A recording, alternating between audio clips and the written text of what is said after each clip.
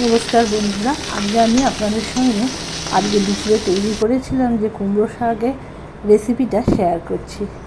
প্রথমে এতে তেলের মধ্যে 5 ফোড়ন দেওয়ার পর আলু আর বেগুনগুলোকে লম্বা লম্বা কেটে নিয়েছিলাম, দিয়ে সেগুলোকে তেলের মধ্যে দিয়ে ভালো করে নাড়াচাড়া করে ভাজা মতন করে নিলাম। খুব বেশি ভাজা না, তা মোটামুটি কাঁচা ভাবটা যতক্ষণ গেলে ততক্ষণ নাড়াচাড়া করে।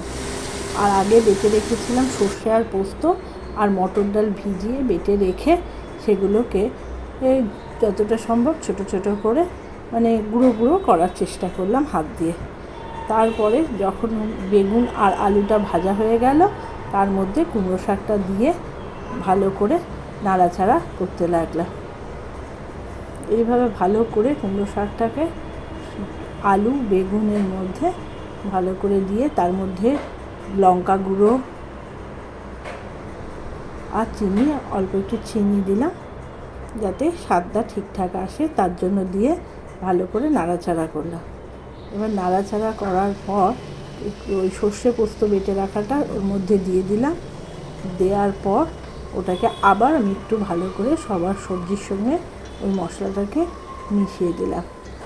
মিশিয়ে দেওয়ার পর আমি একটা ঢাকনা নিয়ে সেটাকে কিছুক্ষণের জন্য ঢেকে রাখলাম। সর্ষে পোস্তর জলটাতেই ওর মধ্যে যতটুকুনি ছিল তাতেই হয়ে গেছে। তার শাকটা যেহেতু টাটকা ছিল, ওর থেকে খুব বেশি না হলেও অল্প পরিমাণে জল বেরিয়েছে, মোটামুটি যাতে সবজিটা সেদ্ধ হয়ে গেছে।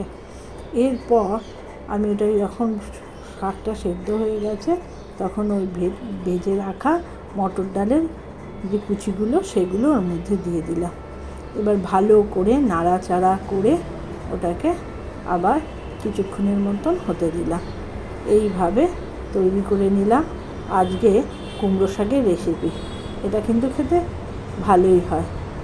যতটা শাক বলে মানুষ তেতো বা খেতে ইচ্ছা করে না, কিন্তু এইভাবে করলে বেশ সুন্দর খেতে লাগে। আচ্ছা, টাটা।